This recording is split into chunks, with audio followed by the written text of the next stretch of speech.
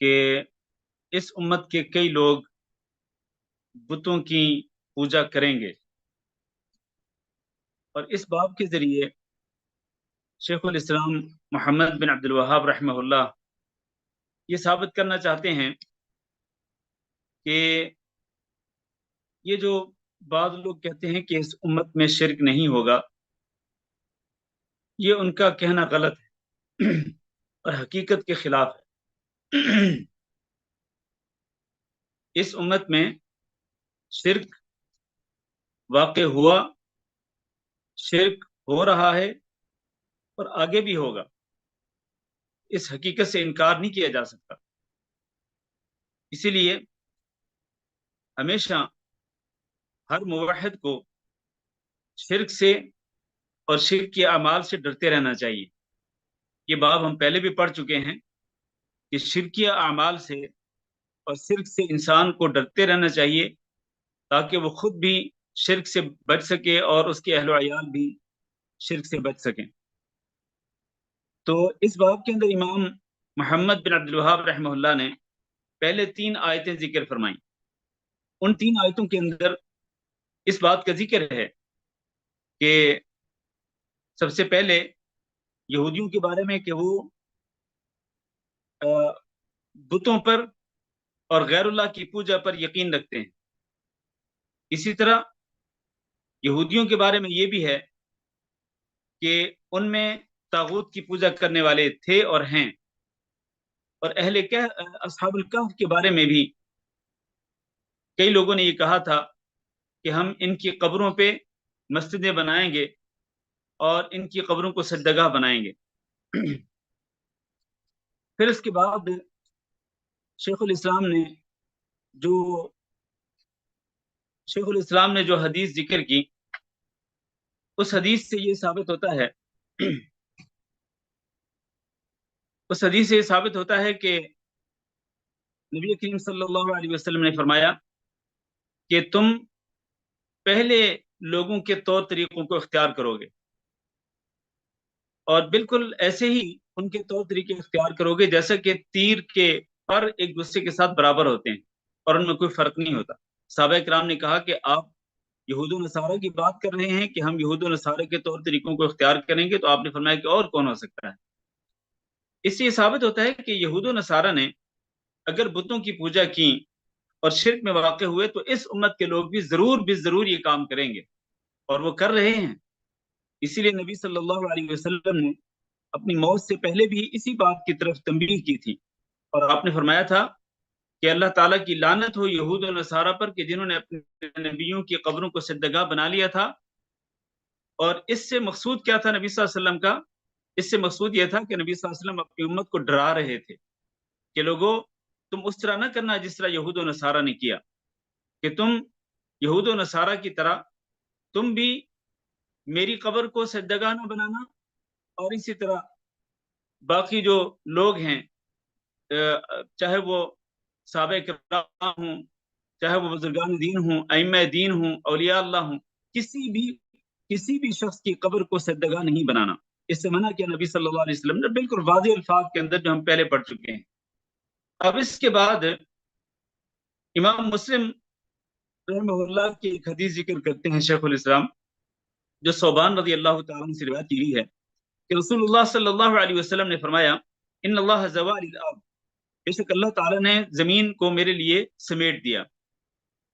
کس طرح؟ فرأیت مشارقها و مغاربها، میں نے زمین کے مشرق کو بھی دیکھا اور زمین کے مغرب کو بھی دیکھا، یعنی زمین میرے لیے اتنی سمیٹ دی گئی کہ میں نے زمین کے مشرق کو بھی دیکھ لیا، مغرب کو بھی دیکھ لیا، اور یہ ممکن ہے، اللہ تعالیٰ کے لیے کوئی مشکل نہیں ہے۔ ان اللہ علی کل شیء قدیر، اللہ رب العزت ہر چیز پہ قادر ہے۔ تو اللہ تعالیٰ نے قدرت کاملہ کے ساتھ زمین کو سمیٹ کر زمین کا مشرق بھی دکھلا دیا نبی صلی اللہ علیہ وسلم کو، اور زمین کا مغرب بھی دکھلا دیا۔ یہ بالکل ایسے ہی ہے جیسے کہ نبی صلی اللہ علیہ وسلم جب معراج کے پاس واپس تشریف لائے تھے مکہ مکرمہ میں، تو مکہ کے مشرکوں نے نبی صلی اللہ علیہ وسلم سے کئی سوال کیے تھے بیت المقدس کے حوالے سے۔ آپ فرماتے ہیں کہ بیت المقدس کے حوالے سے جب سوالات شروع ہوئے تو کئی چیزیں ایسی تھیں کہ جو مجھے یاد نہیں رہی تھی، مجھے بہت پریشانی ہوئی۔ تو اللہ تعالیٰ نے کیا کیا اللہ تعالیٰ نے بیت المقدس کو یعنی مسجد اقصی کو بالکل میرے سامنے کر دیا، تو ادھر سے کافر جو چیز پوچھتے تھے میں ادھر سے دیکھ کر کافروں کو مشرکوں کو بتلا دیتا تھا کہ تمہارے سوال کا یہ جواب ہے، یعنی بالکل۔ حالانکہ نبی صلی اللہ علیہ وسلم مکہ مکرمہ میں تھے اور بیت المقدس کہاں؟ بیت المقدس شام میں۔ تو اللہ تعالیٰ نے بیت المقدس کو ملک شام سے نبی صلی اللہ علیہ وسلم کے سامنے لا کے کھڑا کر دیا، تو آپ صلی اللہ علیہ وسلم سے جو بھی سوال ہوتا آپ ادھر دیکھتے اور وہاں سے دیکھ کر آپ جواب دے دیتے۔ یہ اللہ کے لیے ممکن ہے؟ اللہ کے لیے کیا مشکل ہے؟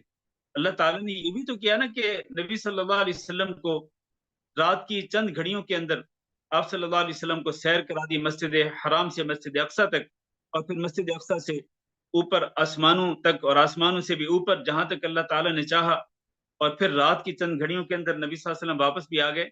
اللہ تعالیٰ سب کچھ کر سکتا ہے، تو اللہ نے نبی صلی اللہ علیہ وسلم کے لیے زمین کو سمیٹ کر زمین کا مشرق و مغرب دکھلایا۔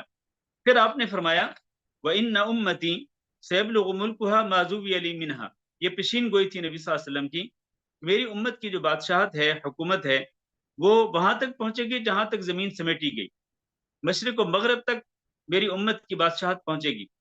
اور یہ نبی صلی اللہ علیہ وسلم کی پیشین گوئی بالکل سچ ثابت ہوئی۔ نبی صلی اللہ علیہ وسلم کے بعد جب خلفائے راشدین نے خلافت سنبھالی تو بہت دور تک مشرق بھی اور اسی طرح مغرب تک بھی بہت دور تک اسلام کا جھنڈا جو ہے وہ پہنچا، اسلام کا پیغام پہنچا، اسلام کا جھنڈا لہرانے لگا۔ تو نبی صلی اللہ علیہ وسلم کی یہ پیشین گوئی حرف بحرف پوری ہوئی۔ آپ فرماتے ہیں وَأُعْطِيتُ الْكَنْزَيْنِ، اور مجھے 2 خزانے دیے گئے، الاحمر والابیض، ایک خزانہ ریڈ کلر کا اور ایک وائٹ کلر کا۔ تو یہ ریڈ کلر اور وائٹ کلر کے خزانے کون سے ہیں؟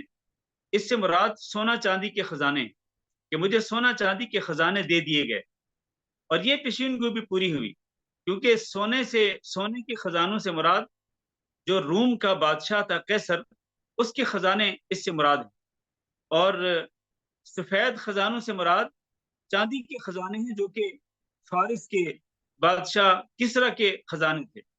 تو حضرت عمر رضی اللہ تعالیٰ عنہ کے دور خلافت میں دونوں یہ مملکتیں جو تھیں، یہ قیصر کی بھی اور اسی طرح کسرا کی بھی، روم اور فارس کی جو بڑی بڑی سلطنتیں تھیں، مسلمانوں نے ان کو فتح کر لیا تھا، اور ان کے خزانے کن کو مل گئے تھے؟ ان کے خزانے مسلمانوں کے ہاتھوں میں آ گئے تھے۔ یہ پیشین گوئی بالکل ہو بہو حرف بحرف پوری ہوئی نبی صلی اللہ علیہ وسلم۔ پھر آپ فرماتے ہیں وَإِنِّي سَأَلْتُ رَبِّي لِأُمَّتِي، میں نے اپنے رب سے اپنی امت کے لیے دعا کی۔ 3 دعائیں کی نبی صلی اللہ علیہ وسلم نے۔ پہلی دعا اللہ، بلکہ یہاں 2 دعاؤں کا ذکر ہے، اللہ یہلکھا بسنۃ بعامہ، کہ اللہ تعالیٰ میری امت کو قحط سالی کے اندر ہلاک اور برباد نہ کرے۔ قحط سالی آپ جانتے ہوں گے یقیناً، قحط سالی خشکی کا نام ہے، کہ اتنی خشکی ہو جائے کہ پانی بالکل نہ ہو، اور اس خشکی کی وجہ سے نہ تو فصلیں اگیں اور نہ ہی باغات پیدا ہوں، نہ فصلیں فصل دیں نہ باغات پھل دیں، اور حتیٰ کہ جانور جو ہیں وہ بھی پانی نہ ہونے کی وجہ سے مر جائیں، اور اسی طرح پھر انسانوں کے اندر بھی موتیں واقع ہونے لگیں پانی نہ ہونے کی وجہ سے۔ تو میں نے اللہ تعالیٰ سے دعا کی کہ اللہ میری امت کو قحط سالی میں تباہ و برباد نہ کرنا۔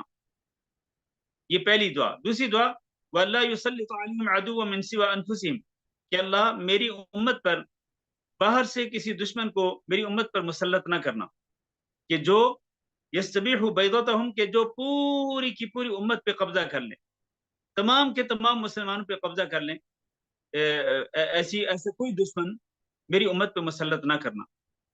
تو یہ جو 2 دعائیں ہیں نبی صلی اللہ علیہ وسلم کی قبول ہوئی، کہ اس امت کو قحط سالی کے اندر ہلاک نہیں کیا گیا، پوری کی پوری امت کو، اور اسی طرح ایسا بھی کوئی باہر کا دشمن مسلمانوں پہ مسلط نہیں کیا گیا کبھی بھی تاریخ اسلام کے اندر، کہ جس نے تمام کے تمام مسلمانوں کو رونت ڈالا ہو اور ان کی حکومتوں پہ قبضہ کر لیا ہو، ایسا کبھی بھی نہیں ہوا۔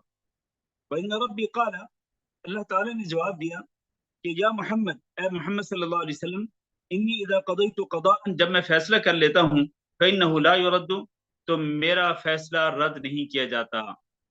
میں جب فیصلہ کر لیتا ہوں، میرے فیصلے کو کوئی رد کرنے والا نہیں ہوتا، میرے فیصلے کے سامنے کوئی میرے فیصلے کے سامنے ٹھہرنے والا نہیں ہوتا۔ مقابلہ کرنے والا کوئی نہیں ہو سکتا میرے فیصلے کے سامنے۔ فرمایا وَإِنِّي أَعْطَيْتُكَ لِأُمَّتِكَ، اللہ تعالیٰ جواب دے رہے ہیں کہ محمد صلی اللہ علیہ وسلم میں نے آپ کی امت کو دے دیا ہے، یعنی آپ کی یہ دعا قبول کر لی ہے، اللہ اہلکہم بسنۃ بعامہ، کہ میں آپ کی امت کو 1 سالی کے اندر ہلاک نہیں کروں گا۔ دوسرا وَأَلَّا أُسَلِّطَ عَلَيْهِمْ عَدُوًّا مِّن سِوَىٰ أَنفُسِهِمْ، اور میں آپ کی امت پر باہر سے بیرونی دشمن جو ہے وہ کبھی مسلط نہیں کروں گا۔ فَيَسْتَبِيحُ بَيْضَتَهُمْ، کہ جو پوری کی پوری امت کے وسائل پر قبضہ کر لے، پوری کی پوری امت جو ہے وہ ان کے زیر کنٹرول چلی جائے، ایسا کبھی نہیں ہونے دوں گا میں۔ وَلَوِ اجْتَمَعَ عَلَيْهِم مَّن بِأَقْطَارِهَا، اگرچہ دنیا بھر کے لوگ اکٹھے کیوں نہ ہو جائیں، اگرچہ دنیا بھر کی طاقتیں اکٹھی کیوں نہ ہو جائیں، تو ساری کی ساری امت مسلمہ پہ وہ قبضہ نہیں کر سکیں گے۔ ہاں ایک بات ہے، حتی یکون بعضهم یہلک بعضا، یہاں تک کہ جب خود امت مسلمہ کے لوگ آپس میں ایک دوسرے کو مارنے لگیں گے، ویسپی بعضهم بعضا، اور آپس میں ایک دوسرے کو قیدی کرنے لگیں گے، تو پھر کیا ہوگا؟ پھر یہ ہو سکتا ہے کہ باہر بیرونی دشمن جو ہے وہ امت مسلمہ پہ قابض ہو جائے، امت مسلمہ پہ غالب آ جائے، یہ ہو سکتا ہے کہ جب خود مسلمان آپس میں ایک دوسرے کی گردنوں کو اڑائیں گے، مسلمان آپس میں ایک دوسرے کو قتل کریں گے، ایک دوسرے کو قیدی بنائیں گے، تو پھر کیا ہوگا؟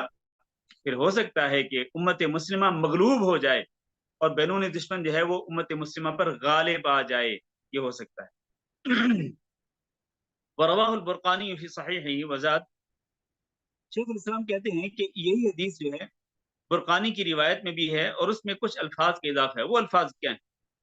الفاظ یہ ہیں کہ آپ نے فرمایا وَإِنَّمَا أَخَافُ عَلَى أُمَّةِ الْأَئِمَّةِ الْمُضِلِّينَ، میں اپنی امت پر ڈر محسوس کرتا ہوں کہ کہیں میری امت میں یہ گمراہ کرنے والے جو لیڈر ہیں وہ کہیں غالب نہ آ جائیں، میری امت میں گمراہ کرنے والے لیڈر پیدا نہ ہو جائیں۔ اور گمراہ کرنے والے لیڈروں سے مراد کون ہیں؟ 2 قسم کے لوگ ہیں، میری بات توجہ سے سنیے گا۔ نبی صلی اللہ علیہ وسلم خوف اور خطرہ محسوس کر رہے تھے کہ کہیں ایسا نہ ہو کہ میری امت میں گمراہ کرنے والے جو لیڈر ہیں وہ پیدا ہو جائیں۔ تو یہ گمراہ کرنے والے لیڈروں سے مراد کون ہیں؟ 2 قسم کے لوگ ہیں۔ ایک حکمران، کیونکہ ائمہ امام کی جمع ہے اور امام حکمران کو بھی کہتے ہیں، تو گمراہ کرنے والے حکمران پیدا ہو جائیں گے اور وہ اپنی عوام کو گمراہ کریں گے۔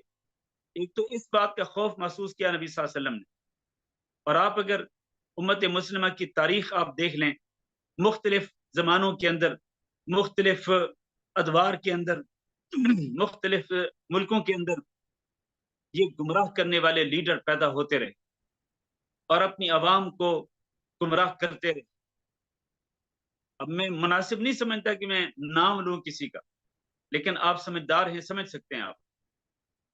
تو مختلف ملکوں کے اندر، حتیٰ کہ ہمارے ملکوں کے اندر بھی گمراہ کرنے والے لیڈر آتے رہے ہیں اور اب بھی موجود ہیں، جو اپنی چرب لسانی سے لوگوں کو گمراہ کرتے ہیں، چرب لسانی سے، جن کو تقریر کرنے کا طریقہ آ جاتا ہے تو وہ لوگوں کو گمراہ کرنے میں کامیاب ہو جاتے ہیں۔ یعنی ہم عوام اتنے بے وقوف ہیں کہ ہم کسی لیڈر کی تقریر سن کر بے وقوف بن جاتے ہیں۔ یہ نبی صلی اللہ علیہ وسلم نے خوف محسوس کیا کہ کہیں ایسا نہ ہو کہ میری امت کے اندر گمراہ کرنے والے لیڈر آتے، اور ہیں وہ لیڈر ہیں، آتے رہے ہیں، اب بھی ہیں۔ دوسری مراد کیا ہے؟ امام سے مراد علماء کا طبقہ، کہیں ایسے نہ ہو کہ گمراہ کرنے والے عالم پیدا ہو جائیں، اور یہ بھی بالکل درست ہے، یہ بھی بالکل درست ہے، گمراہ کرنے والے عالم آتے رہے ہیں، اب بھی موجود ہیں۔ اب تو ماشاءاللہ کیا کہیے، اب تو سوشل میڈیا بھرا پڑا ہے اس قسم کے، اور الیکٹرانک میڈیا بھرا پڑا ہے اس قسم کے گمراہ کرنے والے لوگوں کے ساتھ، جو اپنے آپ کو عالم ظاہر کرتے ہیں، جناب دستار پہن کے، جبے پہن کے، اور جناب پتہ نہیں کیا کچھ اپنی شکل و صورت بنا کے اور اپنے سامنے پتہ نہیں کیا کچھ رکھ کے وہ لوگوں کو گمراہ کرنے میں کامیاب ہو جاتے ہیں، اپنی چرب لسانی کے ساتھ، جھوٹی باتوں کے ساتھ، کہانیوں کے ساتھ، من گھڑت واقعات کے ساتھ۔ یہ بھی ایک عجیب معاملہ ہے جو بندہ آج من گھڑت واقعات بیان کرتا ہے، جو بندہ آج جھوٹی کہانیاں بیان کرتا ہے، اس کے فالوورز آج سب سے زیادہ ہیں. آپ دیکھ لیں، میں کسی کا نام نہیں لیتا. جو بندہ جھوٹے واقعات بیان کرتا ہے، جو بندہ جھوٹی کہانیاں بیان کرتا ہے، تو اس کے فالوور جو ہیں وہ لاکھوں کے اندر ہوتے ہیں، ملینز کے اندر ہوتے ہیں. یہ وہ لوگ ہیں، یہ ہیں وہ لوگ جن کے بارے میں نبی صلی اللہ علیہ وسلم نے فرمایا کہ مجھے خطرہ ہے کہ کہیں میری امت میں ایسے لوگ نہ آ جائیں، گمراہ کرنے والے لیڈر، گمراہ کرنے والے حکمران، اور گمراہ کرنے والے وہ جن کو لوگ عالم سمجھیں گے. وہ عالم نہیں ہوں گے لیکن لوگ ان کو عالم سمجھیں گے اور پھر وہ گمراہ کرنے میں کامیاب ہو جائیں گے. اور ایسا ہو رہا ہے آج. چلیں آگے چلتے ہیں. اس موضوع پر جب بات کرنا شروع کرتے ہیں تو بڑی دکھی اور افسوس کی دکھی باتیں ہوتی ہیں، افسوس کی باتیں ہوتی ہیں جو زیادہ بیان نہیں کی جا سکتی. اچھا جی، آگے نبی صلی اللہ علیہ وسلم فرماتے ہیں وَإِذَا وَقَعَ عَلَيْهِمُ السَّيْفُ، اور جب ان پر تلوار واقع ہو جائے گی، یعنی تلوار جب چل جائے گی، لم يرفع الى يوم القیامہ، تو پھر قیامت تک وہ تلوار اٹھائی نہیں جائے گی. یعنی مسلمانوں کے اندر ہی، جب مسلمانوں کے اندر ہی تلوار چلے گی، مسلمان کو کاٹنا شروع کریں گے، تو پھر یہ تلوار جو ہے یہ کبھی اٹھائی نہیں جائے گی. یعنی یہ پھر قتل و غارت کا سلسلہ مسلسل قیامت تک چلتا رہے. اور آپ دیکھیں حضرت عثمان بن عفان رضی اللہ تعالیٰ عنہ، جو نبی صلی اللہ علیہ وسلم کے داماد بھی تھے، 2 بیٹیوں کے خامند تھے یکے بعد دیگرے، اور نبی صلی اللہ علیہ وسلم کے رشتہ دار بھی تھے، مسلمانوں کے خلیفہ بھی بنے. ان کے کتنے کارنامے تھے. وہ جامع القرآن بھی تھے، اور وہ تھے کہ جن سے فرشتے بھی شرم کیا کرتے تھے، فرشتے بھی ان سے حیا کیا کرتے تھے. نبی صلی اللہ علیہ وسلم نے ان کو نام لے کر جنتی قرار دیا تھا. عثمان بن عفان رضی اللہ تعالیٰ عنہ کو شہید کر دیا گیا.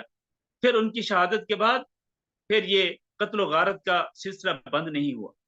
یہ مطلب ہے اس کا کہ جب تلوار اٹھا لی جائے گی اور مسلمانوں کو ماریں گے، تو بس پھر قیامت تک یہ تلوار جو ہے وہ رکھی نہیں جائے گی، بلکہ یہ اٹھی رہے گی اور اس کے ساتھ قتل و غارت چلتا رہے گا. پھر فرمایا نبی صلی اللہ علیہ وسلم اس کے بعد کچھ اور پیشین گوئیاں فرماتے ہیں. پیشین گوئیاں فرمایا وَلَا تَقُومُ السَّاعَةُ حَتَّى يَلْحَقَ حَيٌّ مِّنْ أُمَّتِي بِالْمُشْرِكِينَ، قیامت قائم نہیں ہوگی یہاں تک کہ میری امت کے کئی لوگ جو ہیں وہ مشرکین کے ساتھ جا ملیں گے. یہ ہے وہ محل استشہاد، یعنی یہ وہ ٹکڑا ہے حدیث کا جو کہ شیخ الاسلام محمد بن عبد الوہاب رحمہ اللہ لائے ہیں اس مسئلے کو ثابت کرنے کے لیے کہ اس امت کے لوگ بھی شرک کریں گے. نبی صلی اللہ علیہ وسلم یہی فرما رہے ہیں کہ میری امت کے بہت سارے لوگ جو ہیں وہ مشرکین کے ساتھ جا ملیں گے. مطلب جس طرح مشرکین شرک کرتے ہیں، اسی طرح میری امت کے لوگ بھی ان کے ساتھ مل کر شرک کرنا شروع کر دیں گے. تو اس سے تو واضح طور پر ثابت ہو رہا ہے کہ اس امت کے اندر بھی شرک ہوگا. یہ کہنا غلط ہے کہ اس امت کے اندر شرک نہیں ہوگا، ہو رہا ہے شرک. اچھا جی آگے وَحَتَّى تَعْبُدَ فِئَامٌ مِّنْ أُمَّةِ الْأَوْثَانِ، اور میری امت کی بہت ساری جماعتیں جو ہیں وہ بتوں کی پوجا شروع کر دیں.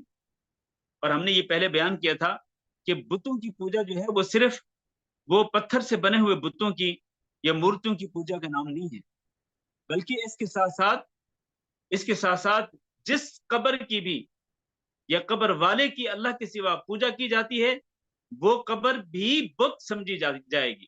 اور یہ میں نہیں کہہ رہا، یہ خود نبی صلی اللہ علیہ وسلم کا فرمان ہے. آپ نے فرمایا تھا اللہم لا تجعل قبری وثنا یعبد، اللہ میری قبر کو وثن بت نہ بنانا کہ جس کی پوجا کی جائے. اس کا مطلب یہ ہے کہ اگر نعوذ باللہ اگر اللہ نہ کرے نبی صلی اللہ علیہ وسلم کی قبر کو بھی پوجا گاہ بنا لیا جاتا، عبادت گاہ اور سجدہ گاہ بنا لیا جاتا، اگر بنا لیا جاتا تو پھر وہ قبر بھی کیا بن جاتی؟ نعوذ باللہ وہ بھی بت بن جاتی. کیونکہ خود نبی صلی اللہ علیہ وسلم فرما رہے لا تجعل قبری وثنا یعبد، اللہ میری قبر کو بت نہ بنانا کہ جس کی پوجا کی جائے.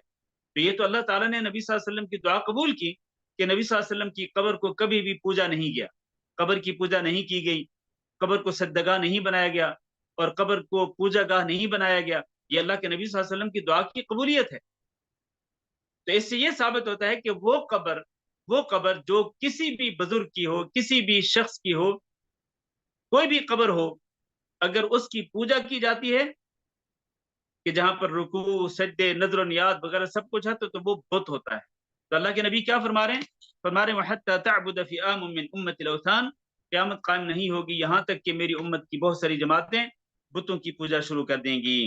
ایک اور پیشین گوئی فرمایا وَإِنَّهُ سَيَكُونُ فِي أُمَّتِي كَذَّابُونَ ثَلَاثُونَ، میری امت کے اندر 30 کذاب بھی آئیں گے، 30 کذاب۔ کذاب سے مراد کلہم یزعم انہ نبی، ان میں سے ہر ایک دعویٰ کرے گا کہ وہ نبی ہے، جبکہ نبوت کا سلسلہ ہمارے نبی جناب محمد صلی اللہ علیہ وسلم پر ختم ہو چکا، ولیکن رسول اللہ و خاتم النبیین، نبی صلی اللہ علیہ وسلم کی آمد کے ساتھ ہی، آپ کی بعثت کے ساتھ ہی نبوت کا سلسلہ ختم ہو چکا۔ اب قیامت تک کوئی نبی نہیں آئے گا، جو بھی نبوت کا دعویٰ کرے گا وہ جھوٹا ہوگا، وہ دجال ہوگا۔ تو آپ فرماتے ہیں میری امت میں 30 آئیں گے، 30 جھوٹے نبوت کا دعویٰ کرنے والے، جبکہ حقیقت میں کیا ہے؟ وَأَنَا خَاتَمُ النَّبِيِّينَ، میں نبوت انبیاء کے سلسلے کو ختم کرنے والا ہوں اور انبیاء کے سلسلے پہ مہر لگا دینے والا ہوں کہ جس کے بعد اب کوئی نبی نہیں آئے گا، لا نبی بعدی، میرے بعد کوئی نبی نہیں آئے گا۔ آخر میں ایک اور پیشین گوئی، بڑی اہم پیشین گوئی، فرمایا وَلَا تَزَالُ طَائِفَةٌ مِّنْ أُمَّتِي عَلَى الْحَقِّ مَنْصُورَةً، میری امت کا ایک گروہ جو ہے نا وہ ہمیشہ حق پر قائم رہے گا، منصورتاً، اور ہمیشہ اس کی مدد کی جائے گی اللہ تعالیٰ کی طرف سے۔ ایک طائفہ منصورہ ہوگا، ایسا طائفہ، ایسا گروہ جس کی اللہ کی طرف سے مدد کی جائے گی اور وہ حق پر قائم رہے گا۔ اور الحمدللہ ایک گروہ امت کا حق پر قائم ہے، شروع سے چلا آ رہا ہے، وہ گروہ شروع سے چلا آ رہا ہے۔ نبی صلی اللہ علیہ وسلم کی وفات کے بعد وہ گروہ صحابہ کرام کا گروہ تھا، پھر اس کے بعد تابعین، پھر اس کے بعد اسی طرح سے سلسلہ چلتا رہا۔ اور آج بھی الحمدللہ امت مسلمہ کے اندر ایک گروہ ایسا ہے جو کہ حق پر قائم ہے، جو اللہ کی توحید کی بات کرتا ہے، جو نبی صلی اللہ علیہ وسلم کی سنت کی اتباع کی طرف دعوت دیتا ہے، جو شرک کے خلاف بات کرتا ہے۔ ایک گروہ ہے، ایک گروہ، ایک ہی گروہ ہے جو کہ شرک کے خلاف بات کرتا ہے، ایک ہی گروہ ہے جو بدعت کے خلاف بات کرتا ہے۔ یہ وہ گروہ ہے جس کے بارے میں نبی صلی اللہ علیہ وسلم پیشین گوئی فرما رہے ہیں، اور آپ فرما رہے ہیں لا یضرهم من خذلهم، جو بھی اس گروہ کو رسوا کرنے کی کوشش کرے گا تو وہ ان کو نقصان نہیں پہنچا سکے گا۔ جو بھی کیونکہ اس طائفہ منصورہ کے، اس گروہ کے مخالفین بہت زیادہ ہوں گے، اس کے دشمن بہت زیادہ ہوں گے، لیکن جو بھی اس گروہ کو نقصان پہنچانے کی کوشش کرے گا وہ ان کو نقصان نہیں پہنچا سکے گا۔ وَلَا مَنْ خَالَفَهُمْ، جو ان کی مخالفت کرے گا وہ ان کو نقصان نہیں پہنچا سکے گا۔ حتی یأتی امر اللہ، یہاں تک کہ اللہ تعالیٰ کا حکم آ جائے گا، یعنی قیامت قائم ہو جائے گی، تو قیامت آنے تک ایک گروہ جو ہے وہ اللہ اس حق پر قائم رہے گا۔ اللہ تعالیٰ سے دعا کرتے ہیں کہ اللہ رب العزت ہمیں اس طائفہ منصورہ کے اندر شامل فرمائے، اس گروہ میں اللہ تعالیٰ شامل فرمائے، اور اس میں اللہ تعالیٰ ہمیں استقامت کے ساتھ رہنے کی توفیق دے کہ جو گروہ ہمیشہ حق پر قائم رہے گا۔ اللہ ہمیں اور ہمارے اہل و عیال کو اور ہمارے والدین کو، ہمارے بہن بھائیوں کو، سب کو اللہ تعالیٰ ہمیں اسی گروہ کے اندر شامل فرمائے۔ اب یہ جو حدیث ہے، ایک لمبی حدیث ہم نے ابھی پڑھی ہے، اس حدیث کو ذکر کرنے کا اصل مقصد کیا ہے؟ مقصد یہی ہے کہ نبی صلی اللہ علیہ وسلم نے جو پیشین گوئی کی وہ بالکل ہو بہو پوری ہوئی کہ اس امت کی کئی جماعتیں جو ہیں وہ بتوں کی پوجا کریں گے، اس امت کی کئی جماعتیں، کئی لوگ جو ہیں وہ قبروں کی پوجا کریں گے اور وہ شرک کرنے والوں کے ساتھ جا ملیں گے۔ تو یہ چیز جو ہے وہ بالکل عین ہو بہو اور حرف بحرف جو ہے یہ بعینی ہی ہمیں نظر آ رہی ہے، اور یہ وہ چیز ہے کہ جس کا انکار نہیں کیا جا سکتا۔ اب اس باب کے آخر میں جو مسائل ہیں وہ پڑھ لیں۔ پہلا مسئلہ تفسیر آیت النساء، سورۃ النساء کی جو آیت ہم نے پڑھی اس کی تفسیر معلوم ہو گئی کہ کئی لوگ جو ہیں جن کو کتاب کا حصہ دیا گیا، یعنی تورات کے علم کا حصہ دیا گیا، تو وہ ایمان رکھتے ہیں کس پر؟ جبت پر اور طاغوت پر۔ جبت کا معنی بت پر اور بتوں کی پوجا پر، اور طاغوت یعنی غیر اللہ کی پوجا پر ایمان رکھتے ہیں۔ مسئلہ نمبر 2، تفسیر آیت المائدہ، سورۃ المائدہ کی آیت کی تفسیر بھی ہم نے معلوم کی کہ جس میں اللہ تعالیٰ نے ذکر کیا من لعنہ اللہ وغضب علیہ وجعل منهم القردۃ والخنازیر وعبد الطاغوت، وہ لوگ جن پہ اللہ نے لعنت کی، جن پہ اللہ کا غضب ہوا، جن میں سے اللہ تعالیٰ نے بندر اور سور بنائے، اور وعبد الطاغوت، اور انہی میں سے طاغوت کی پوجا کرنے والے لوگ بھی۔ اچھا جی، مسئلہ نمبر 3، تفسیر آیت الکہف، سورۃ الکہف کی آیت جو ہے اس کی تفسیر بھی ہمیں معلوم ہوگی کہ اصحاب الکہف جو ہیں جب وہ فوت ہو گئے وہ نیک لوگ تھے، مسلمان تھے، اللہ کی توحید کو ماننے والے تھے. جب وہ فوت ہو گئے تو ان کی قوم کے کئی لوگوں نے کہا تھا کہ ہم ان کی قبروں پہ کیا کریں گے، ان کی قبروں پہ ہم مسجد بنا دیں گے، یعنی ان کی قبروں کو سجدگاہ بنا دیں گے. تو یہ پچھلی امتوں کے متعلق. پھر آگے جو ہے نبی صلی اللہ علیہ وسلم کی حدیث جو ہے وہ ذکر کی گئی کہ اس امت کے لوگ بھی اسی طرح کریں گے جس طرح پچھلی امتوں کے لوگوں نے کیا. مسئلہ نمبر 4، اور وہ مسئلہ نمبر 4 جو ہے وہ سب سے اہم ہے. کیا مسئلہ ہے کہ جبت اور طاغوت کا معنی کیا ہے. جبت کا معنی ہم نے بتایا آپ کو کہ جبت کا معنی کیا ہے، بت پرستی. اور طاغوت کا معنی کیا ہے، طاغوت کا معنی ہر وہ چیز جس کے اللہ کے سوا پوجا کی جائے. تو یہود وہ تھے جو ان دونوں چیزوں پہ ایمان رکھتے تھے، یقین رکھتے تھے. مسئلہ نمبر 5، یہود یہ کہتے تھے کہ جن کافروں کو وہ جانتے تھے نا، یہود کہتے تھے کہ یہ جو کافر ہے نا یہ مومنوں سے زیادہ ہدایت پر قائم ہے. حالانکہ ایسا نہیں ہو سکتا کہ مومن کہ کافر جو ہے وہ مومنوں سے زیادہ ہدایت والے راستے پہ ہوں. نہیں، کافر تو ہدایت والے راستے پہ ہوتے ہی نہیں. لیکن یہودی یہ دعویٰ کرتے تھے، وہ کہتے تھے کہ نہیں اے کافرو، تم مومنوں سے زیادہ ہدایت والے راستے پہ ہو. اس سے ثابت ہوتا ہے کہ یہودی جو ہیں ان کی دوستی کن کے ساتھ ہوتی ہے، کافروں کے ساتھ ہوتی ہے، مومنوں کے ساتھ نہیں ہوتی. مسئلہ نمبر 6، اور یہی اصل میں باب کا مقصد بھی ہے. مسئلہ نمبر 6 وہ کیا ہے، وہ یہ ہے کہ اس امت میں کئی لوگ ایسے آئیں گے جو کہ بتوں کی پوجا کریں گے، شرک کے اندر واقع ہوں گے، اور وہ ہو رہا ہے. مسئلہ نمبر 7، تصریحہ بوقوعها یعنی عبادت الاوثان. بتوں کی پوجا جو ہے وہ واقع ہوگی، اس کی صراحت اور وضاحت کر دی نبی صلی اللہ علیہ وسلم نے. مسئلہ نمبر 8، حیران کن بات یہ ہے کہ نبی صلی اللہ علیہ وسلم نے جو پیشین گوئی کی کہ 30 نبوت کا دعویٰ کرنے والے جھوٹے لوگ آئیں گے، ان میں سے ایک شخص ایسا بھی آیا جس کا نام مختار تھا. مختار الثقفی جو ہے اس نے نبوت کا جھوٹا دعویٰ کیا تھا. حالانکہ یہ شخص وہ تھا کہ جو شہادتین بھی پڑھتا تھا، یعنی کلمہ شہادت کا اقرار کرتا تھا، اور وہ مانتا تھا کہ وہ اسی امت میں سے ہے، یعنی حضرت محمد صلی اللہ علیہ وسلم کی امت میں سے ہے. اور وہ مانتا تھا کہ حضرت محمد صلی اللہ علیہ وسلم برحق رسول ہیں، اور قرآن کو سچی کتاب مانتا تھا. اور اس میں یہ بھی تھا کہ محمد صلی اللہ علیہ وسلم جو ہے وہ خاتم النبیین ہیں. لیکن اس کے باوجود بھی ان تمام باتوں کے باوجود بھی وہ نبوت کا جھوٹا دعویٰ کر بیٹھا. اس سے ثابت یہ ہوتا ہے کہ بعض اوقات ایک بندہ جو ہے وہ دھوکہ کھا سکتا ہے اور وہ لوگوں کو گمراہ کرنے کی کوشش کر سکتا ہے، جس طرح کہ اس نے مختار ثقفی نے گمراہ کرنے کی کوشش کی اور اس کی بات کو مانا گیا. حالانکہ یہ مختار جو ہے یہ صحابہ کرام کے زمانے میں ہی آ گیا تھا. صحابہ کرام کے زمانے میں ہی اس نے نبوت کا دعویٰ کر دیا تھا، لیکن اس کے باوجود بھی کئی لوگوں نے اس کی اتباع کی، اس کو فالو کیا.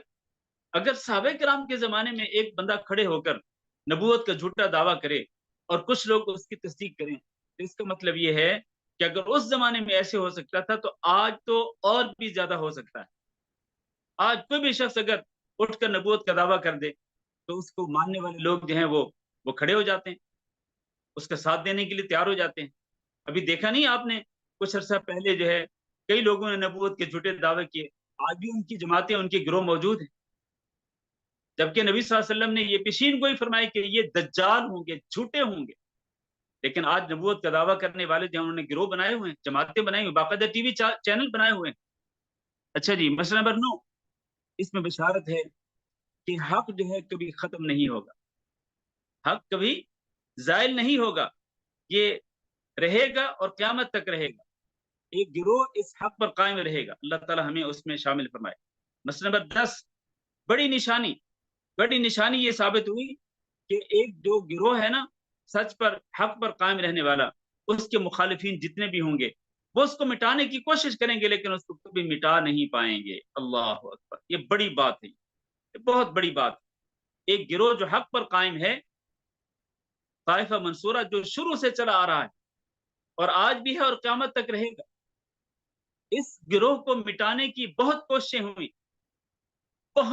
ہوئی اس گروہ کو مٹانے کی، لیکن الحمدللہ یہ گروہ کبھی ختم نہیں ہوا. یہ گروہ قائم ہے اور قائم رہے گا. اللہ تعالی ہمیں اس گروہ کے اندر شامل رہنے اور اس پر استقامت اختیار کرنے کی توفیق دے۔ مسئلہ نمبر 11، ذالک شرط الی قیام الساعہ، یہ شرط جو ہے یہ قیامت تک رہے گی کہ کوئی بھی شخص جو ہے یا کوئی بھی گروہ اس طائفہ منصورہ کو نقصان نہیں پہنچا سکے گا۔ مسئلہ نمبر 12، نبی صلی اللہ علیہ وسلم نے اس حدیث کے اندر بہت ساری نشانیاں ذکر کی، کئی باتوں کی آپ نے پیشین گوئی کی، اور ان میں جو نشانیاں آپ نے ذکر کی ان میں سے ایک نشانی کہ نبی صلی اللہ علیہ وسلم کے لیے اللہ تعالیٰ نے زمین کے مشرق و مغرب کو سمیٹ کر مشرق و مغرب دکھایا نبی صلی اللہ علیہ وسلم نے، اور ویسے ہی ہوا جیسے نبی صلی اللہ علیہ وسلم کو دکھلایا گیا، جنوب اور شمال نہیں دکھایا گیا۔ آپ غور کریں، جنوب اور شمال جو ہے وہ نہیں دکھایا گیا، مشرق اور مغرب دکھایا گیا۔ اس لیے یہ نبی صلی اللہ علیہ وسلم کی امت جو ہے وہ زیادہ کس طرف پھیلی؟ یہ زیادہ مشرق اور مغرب کی طرف پھیلی، کیونکہ آپ کو مشرق و مغرب دکھلائی گئی تھی، تو مشرق و مغرب کی طرف نبی صلی اللہ علیہ وسلم کی امت زیادہ پھیلی اور اسلام کا پیغام زیادہ پھیلا مشرق اور مغرب کی طرف۔ جنوب اور شمال کی طرف نبی صلی اللہ علیہ وسلم نے اس کی پیشین گوئی نہیں کی۔ اچھا جی، نبی صلی اللہ علیہ وسلم نے اس کی بھی ایک اور خبر بھی دی نبی صلی اللہ علیہ وسلم نے کہ مجھے 2 خزانے دے دیے گئے، ایک سرخ رنگ کا اور ایک سفید رنگ کا، اور میں اس کی وضاحت کر چکا ہوں کہ سرخ اور سفید رنگ کے خزانوں سے مراد کیا ہے۔ اسی طرح نبی صلی اللہ علیہ وسلم نے اس میں خبر دی کہ آپ کی دعائیں جو ہیں وہ 2 دعائیں آپ کی امت کے بارے میں قبول کر لی گئیں، لیکن تیسری دعا جو ہے وہ آپ کی قبول نہیں کی گئی تھی۔ تیسری دعا وہ کیا تھی؟ وہ اصل میں یہ تھی کہ امت کے اندر جو ہے وہ ایک گروہ دوسرے گروہ کے خلاف نہ ہو، فرقہ واریت نہ ہو، یہ دعا قبول نہیں کی گئی تھی۔ اسی لیے آج ہم امت کے اندر دیکھتے ہیں کہ امت کے اندر گروہ بندی ہے اور فرقہ واریت ہے، اور ہر فرقہ اپنے بارے میں سمجھتا ہے کہ میں حق پر ہوں اور دوسرا فرقہ جو ہے وہ باطل پر ہے، تو یہ بالکل موجود ہے۔ وہ اخبار ہو بوقوع السیف، نبی صلی اللہ علیہ وسلم نے یہ بھی خبر دی کہ جب تلوار چلنے لگے گی تو پھر تلوار جو ہے اس کو اٹھایا نہیں جائے گا، پھر یہ چلتی رہے گی اور لوگوں کی قتل و غارت جاری رہے گی، اور وہ جاری ہے۔ اچھا جی، اسی طرح نبی صلی اللہ علیہ وسلم نے اس بات کی بھی خبر دی کہ لوگ آپس میں ایک دوسرے کو مارنے لگیں گے، آپس میں ایک دوسرے کو قیدی بنائیں گے، اور وہ بھی آج ہو رہا ہے۔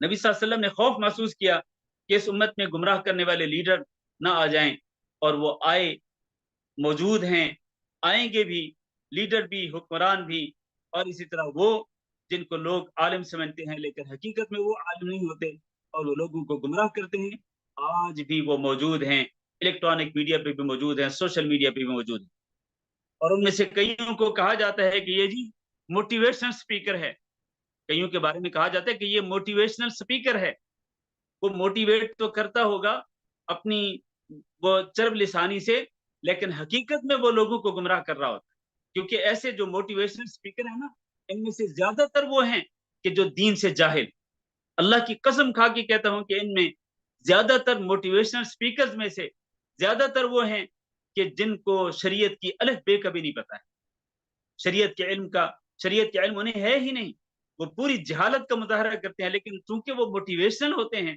موٹیویٹ کر لیتے ہیں، آج کل ینگ جو ہے، نوجوان نسل جو ہے وہ ان کے دھوکے میں آ جاتے ہیں۔ تو یہ نبی صلی اللہ علیہ وسلم کی جو پیشین گوئی تھی وہ پوری ہو رہی ہے۔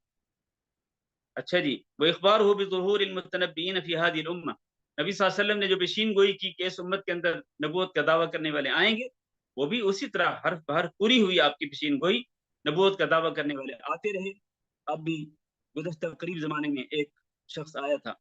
وہ اخبار ہو ببقاء الطائفۃ المنصورہ، نبی صلی اللہ علیہ وسلم نے اس بات کی خبر دی کہ ایک طائفہ منصورہ جو ہے، ایک گروہ حق پر قائم رہے گا، تو وہ حق پر رہا ہے، حق پر ہے اور حق پر رہے گا۔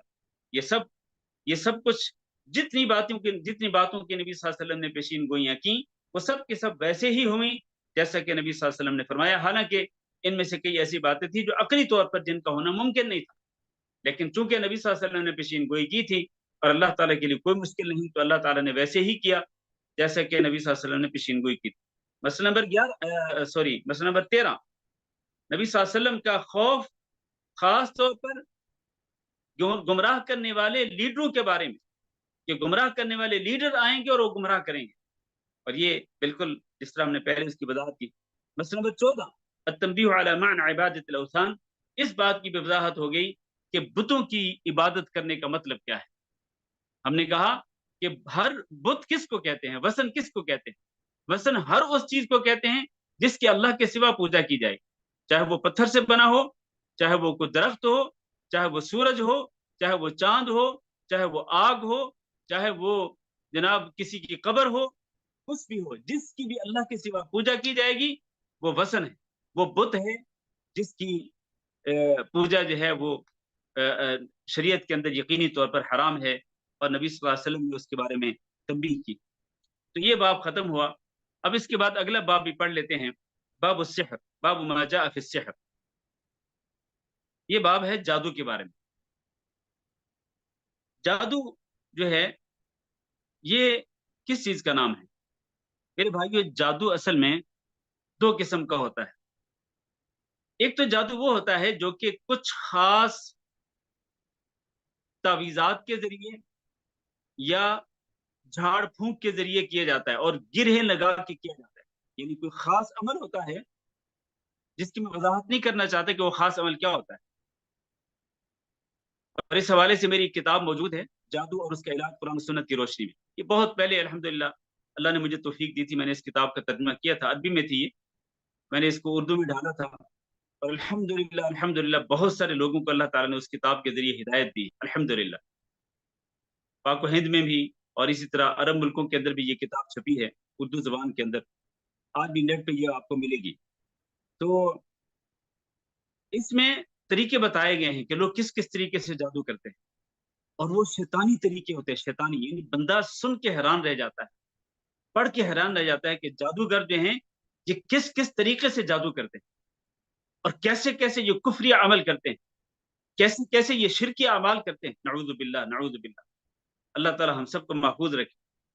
تو جادو کرنا جو ہے یہ کفر ہے، کفر، جیسے کہ ابھی آگے ہم پڑھیں گے، جادو کرنا کفر ہے، اور جادو کرنے والا اگر کفریہ عمل کر کے، شرکیہ عمل کر کے جادو کرتا ہے تو وہ کافر ہے، اور وہ واجب القتل ہے، اس کو قتل کر دینا واجب ہے۔ حکومت وقت کا یہ فریضہ ہے کہ اس قسم کے جادوگروں کا صفایا کرے، اس قسم کے جادوگروں کو قتل کرے، ان کو سزائیں دے۔ یہ کون سے جادوگر؟ جو کہ کفری عمل کر کے، شرکی عمل کر کے، اور اپنے خاص طریقے سے وہ دم جھاڑ کر کے، جھاڑ پھونک کر کے، وہ گرہ لگا کر کے وہ جادو کا عمل کرتے ہیں، تو اس قسم کے لوگ کافر ہیں، ان کو مارنا، قتل کرنا ضروری ہے۔ لیکن کون قتل کرے گا؟ حکومت وقت کی ذمہ داری، میری اور آپ کی ذمہ داری نہیں، اور نہ ہم یہ کام کر سکتے۔ ہم کریں گے تو یہ اس سے ملکوں کے اندر لا قانونیت اور انتشار پھیلے گا، فساد پھیلے گا۔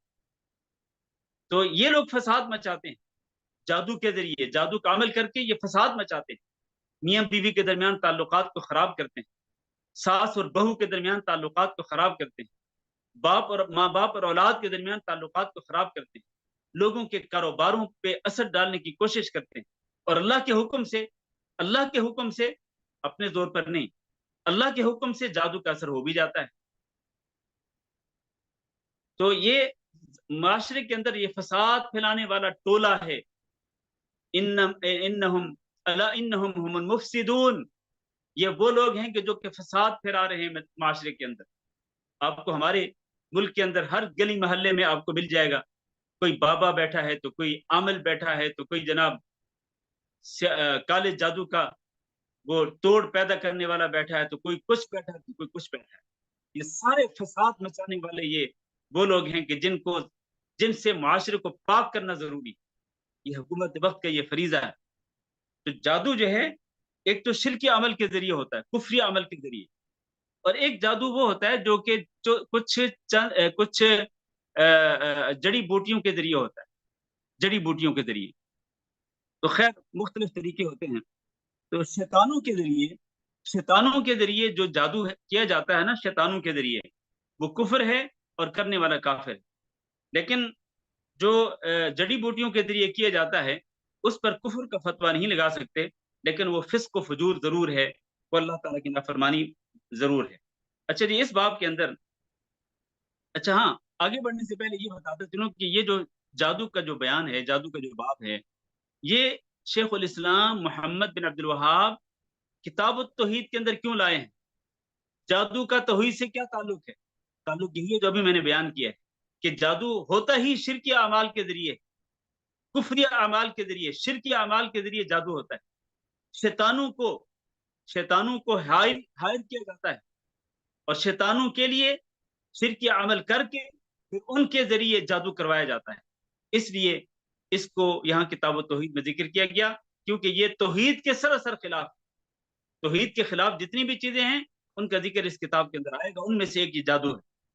अच्छा जी, इस बाब के अंदर शेखुल इस्लाम ने जो आयत जिक्र की, पहली आयत, वलक़द अलिमू लमन इश्तराहु मा लहु फिल आखिरति मिन खलाक, जल्दी जल्दी पढ़ लें कि उन लोगों को यकीन हो गया था, उनको पता था कि जो भी जादू का इल्म हासिल करेगा, मा लहु फिल आखिरति मिन खलाक, उससे आखिरत में कुछ नहीं मिलेगा। इस सूरतुल बकरा की एक आयत है, आयत नंबर 102। काश कि आप लोग इस पूरी आयत को पढ़ लें और इसका तर्जमा, इसकी तफसीर देख लें, कम से कम एक दफा जरूर देख लीजिएगा मेरे कहने पे। इससे इंशाल्लाह आपको बहुत फायदा होगा। पता चलेगा आपको कि जादू करना कुफर है, जादू का इल्म हासिल करना कुफर है, जादू करना, जादू का अमल करना ये कुफर है। अच्छा जी, अगली आयत, युमिनून बिल जिब्ति व तागूत, हम पिछले बाब में पढ़ चुके हैं कि यहूदियों के बारे में कि वो क्या करते हैं, वो यकीन रखते हैं जादू पर और तागूत पर, क्योंकि जिब्त का एक माना जादू भी किया गया, जैसे कि आगे आ रहा है। काल उमर रजी अल्लाह तआला अन्हु ने कहा, अल जिब्तु अस्सिहरु, कि जिब्त माना जादू है और अत्तागूत से मुराद शैतान है। जिब्त का माना जादू और तागूत से मुराद शैतान, यानी वो लोग जो हैं, यहूदियों का वो जो गिरोह था जिनको तौरात के इल्म का एक हिस्सा दिया गया था, वो यकीन और ईमान रखते थे किस पर? जादू पर और शैतान की पूजा पर। अच्छा जी, जाबिर कहते हैं तवागीत कुहान, तवागीत, ये तागूत जो है ये कौन है?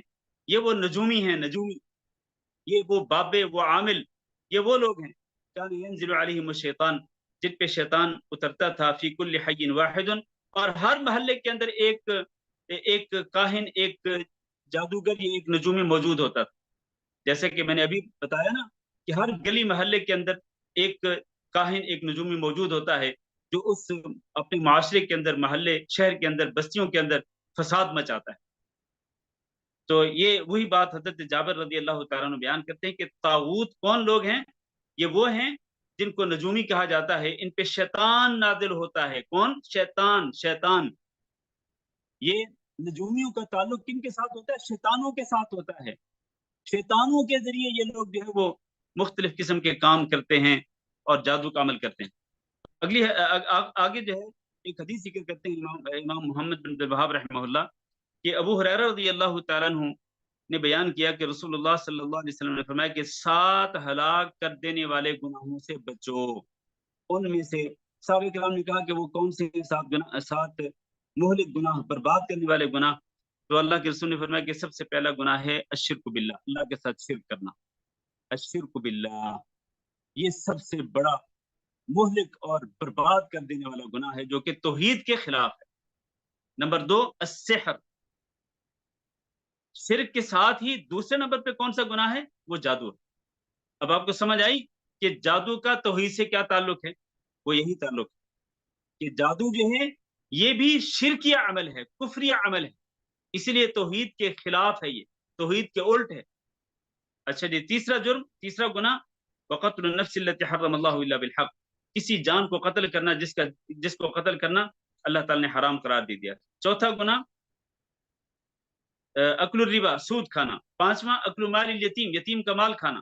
छठा अतवल्ली यौम ज़हफ़, जब जंग हो रही हो, मैदान जिहाद से पीठ फेर के भाग जाना, ये भी एक बहुत बड़ा गुनाह है। और आखिरी जो है वो क्या है? क़ज़्फ़ुल मुहसनातिल गाफ़िलातिल मुमिनात, पाक दामन, ऐसी पाक दामन बेखबर औरतें जो ईमान वाली हों, पाक दामन हों, बेखबर हों, यानी उनको बुराई और फहाशी और बेहयाई की कोई खबर ना हो और उन पर तोहमत लगा दी जाए, बहतान बांध दिया जाए, तो ऐसी औरतों पर, ऐसी पाकबाज खवातीन पर बहतान बांधना भी एक बहुत बड़ा गुनाह है।